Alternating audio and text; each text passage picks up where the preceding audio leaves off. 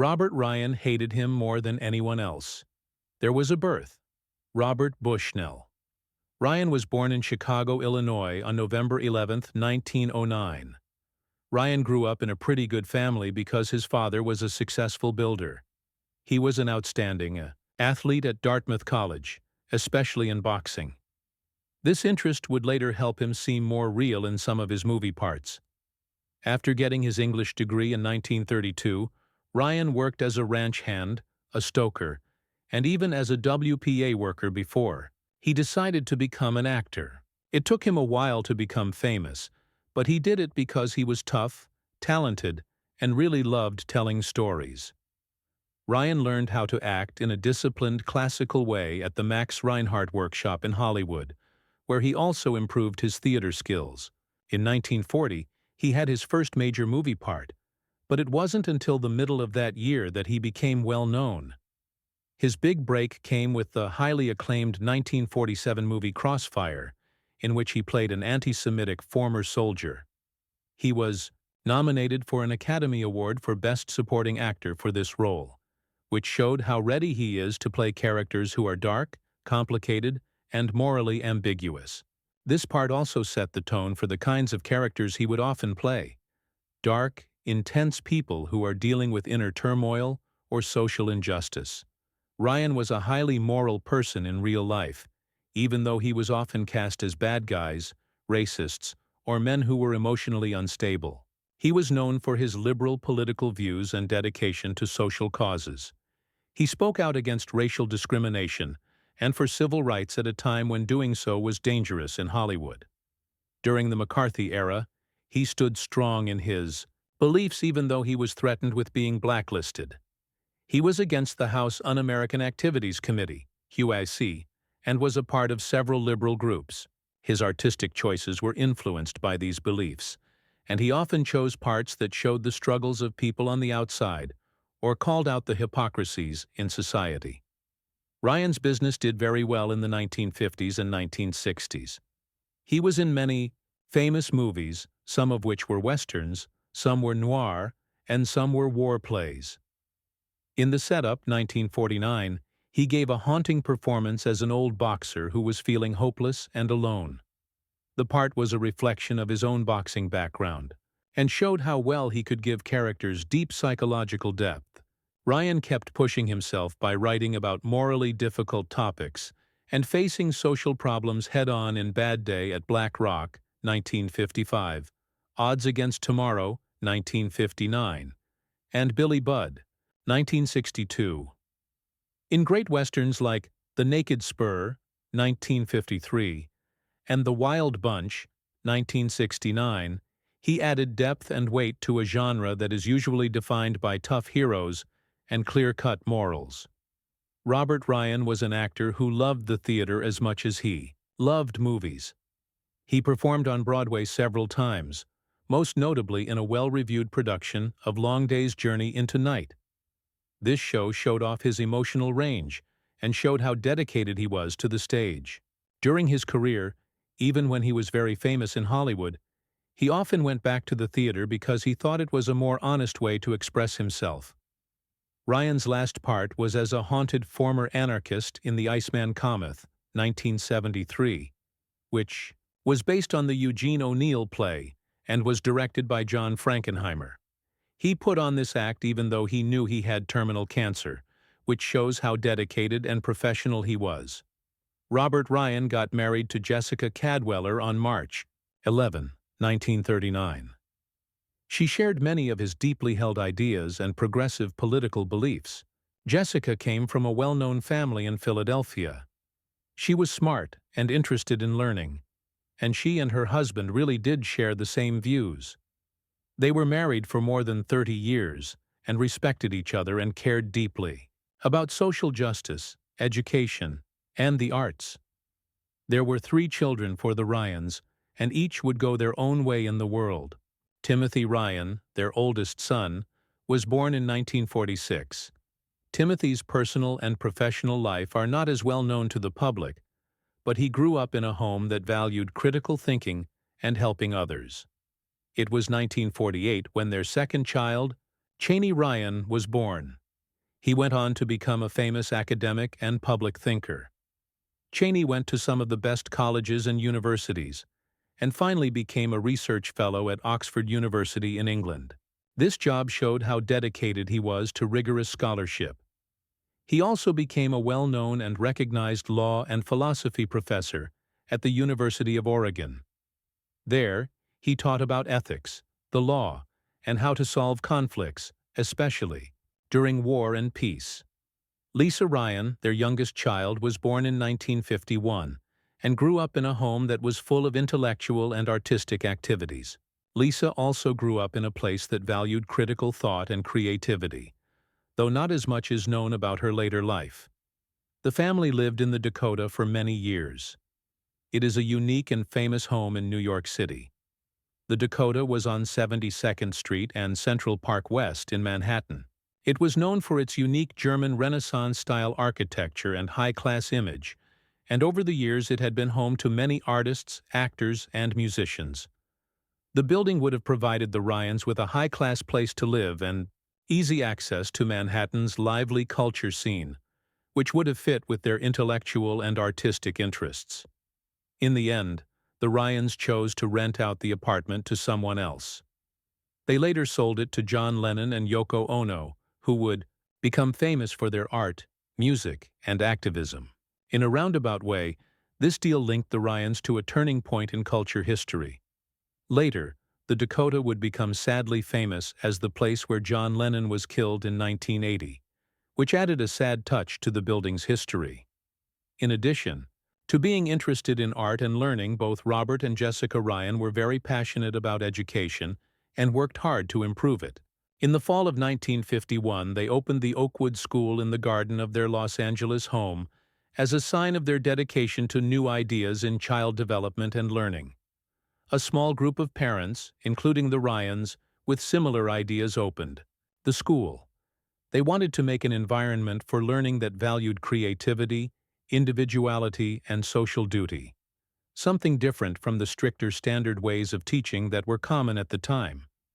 These parents wanted to help their kids grow not only intellectually, but also emotionally and socially, and their ideas became the foundation of the new school. The Oakwood School was more than just a neighborhood effort to teach kids. It was part of a larger trend in the middle of the 20th century in the United States toward more progressive and humanistic ways of learning. During their marriage, Robert and Jessica Ryan stayed devoted to each other and the things they believed in. They were together because they loved each other, but they also had similar ideas and goals. During a time of huge social change, they worked together for political causes, fought for human rights, and pushed for peace and justice. As they lived their lives in the public eye and worked for causes bigger than themselves, their friendship grew stronger. They had been together for a long time and were very close, but Jessica Ryan died of cancer in 1972, ending their marriage. Robert was deeply saddened by her death. He had lost not only a beloved wife, but also a true intellectual, emotional, and spiritual partner. In his life, the lives of their children, and the many educational and social projects they had helped to start, her impact could still be felt. Back in the days when Hollywood was at its best, Robert Ryan and Robert Mitchum were two of the best actors who played tough, socially complicated American men. Both men gave off a tough, ominous vibe on screen. They were both stoic, sarcastic, and often violent, and they appeared in classic noir and Western movies that defined a generation. But even though they looked a lot alike, their relationship, off-screen, was anything but happy. True to form, Robert Ryan had a strong dislike for Robert Mitchum that lasted for decades and was widely known in the close-knit Hollywood community. Both men were consummate workers who rarely let their personal grudges get in the way of their work. However, Ryan told Mitchum behind closed doors that he hated him more than anyone else he had ever worked with. They fought not because they were jealous of each other's careers. They both had successful but very different jobs, but because their attitudes and values were at odds with each other. Robert Ryan was a man with strong beliefs. a Democrat who has always spoken out in support of civil rights and peace. He went to Dartmouth College for his education and then learned at the Max Reinhardt Workshop in Hollywood. Off-screen, Ryan was very active in politics. He fought racism and nuclear proliferation and backed progressive politicians. He also gave his time and money to groups fighting these problems. His thoughts were deep, and he was honest. He was a man who took his job and his duties as a citizen very seriously. But Mitchum was the antithesis of an authoritarian. He was a cocky, disrespectful outsider who seemed to float through life on a cloud of nonchalance. He was known for not liking the Hollywood system and freely made fun of studio executives and political correctness. He also put on a devil-may-care public persona. Mitchum famously said, "Acting was just a job." He also joked, "They pay me to show up on time, memorize lines, and not bump into the furniture." Mitchum had run-ins with the law, including a famous marijuana arrest in 1948 that made him look even more like a bad boy. He was charming and funny, but he was also rude and careless, which Ryan found annoying. Their dislike reached a peak while they were shooting The Racket, 1951, a harsh crime drama in which Ryan played a cruel and dishonest police captain opposite Mitchum's honest officer. Neither actor didn't miss the irony of the role.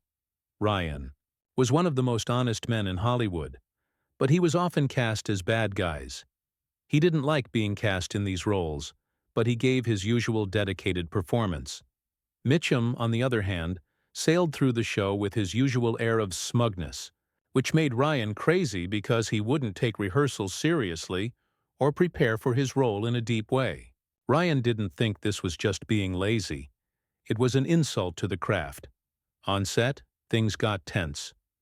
Ryan allegedly told the director and crew in private about Mitchum's lack of professionalism, while Mitchum made sarcastic comments about how sincere and important Ryan was. He thinks he's in play of Hamlet.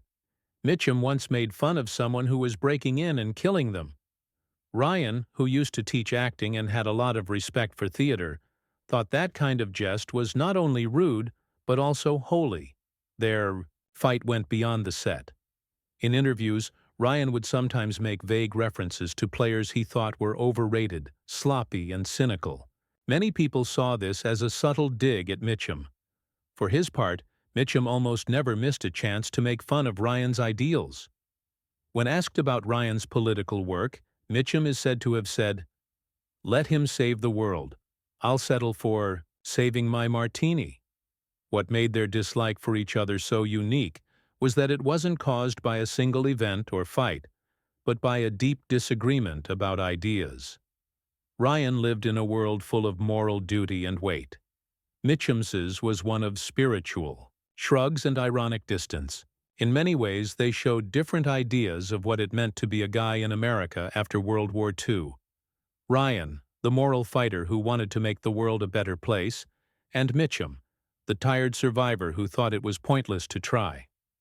People loved both of them, but their inner selves could not get along. Even though they didn't like each other, both actors were consummate professionals who were able to work together without letting their personal feud get in the way of the show. But those who were there could feel how cold it was between them. You could feel the frost in the air when they were in the same room. "They didn't argue," said director John Cromwell. "They just didn't exist to each other." Ryan kept working in politically and socially charged movies in the 1960s and early 1970s, always choosing parts that were in line with his beliefs. He passed away in 1973, not long after finishing his last movie, The Iceman Cometh. Mitchum was asked in his later years if he ever felt bad about how he acted on some sets. He died in 1997. He smiled and said, "Hell no. You do the work, you go home, and the rest is a circus." Robert Ryan and Robert Mitchum were deeply disliked by each other, but their dislike never turned into scandal or violence. It did, however, leave scars on those who knew both of them. It was a cold war of dislike that was never ended or spoken about, but was felt strongly. Ryan had a strong sense of right and wrong, so Mitchum may have represented everything that was wrong with the business he loved. Mitchum saw Ryan as the personification of self-seriousness in a field he thought shouldn't be taken seriously. They were both very good actors, but their stories never crossed paths or lined up. Robert Ryan died in New York City on July 11, 1973, of lung cancer. He was 63 years old. It was the end of a long and successful career that covered more than 30 years in movies, plays, and TV shows. Ryan was diagnosed with the disease in the last year of his life. He dealt with it with the same quiet respect and stoicism that had often defined his on-screen character. Even though his illness was very bad, he kept working almost until the end. He was in a few last projects that cemented his reputation as one of the most powerful and adaptable actors of his time. His death happened at New York University Medical Center. He was left by his 3 children and many film industry fans who admired both his skills and his honesty. He had often played bad guys, tough guys, or ethically ambiguous characters in movies, which showed off his intense eyes and commanding presence. Ryan was soft-spoken, honest, and deeply caring, according to people who knew him. Besides his work in movies, he was involved in many social issues throughout his life. He fought for civil rights, nuclear disarmament, and fair housing, often at the expense of his personal and professional safety at a time when this kind of activism could lead to blacklisting or other problems. Cause effects. Shortly before he died, Ryan gave a rare look into his inner thoughts by saying, "I've been lucky as hell with my career and my family." That simple but powerful statement showed how grateful he was for the things that had happened to him and the people who had been there for him. Ryan was never one to brag or seek attention outside of work, but it was clear that he was deeply satisfied with his life. He knew he was lucky to have been able to balance a successful career in Hollywood with a strong family life and a strong commitment to his morals. In that comment, his humility summed up who he really was. An individual who, in his last moments, decided to think about what he had gained rather than what he had lost.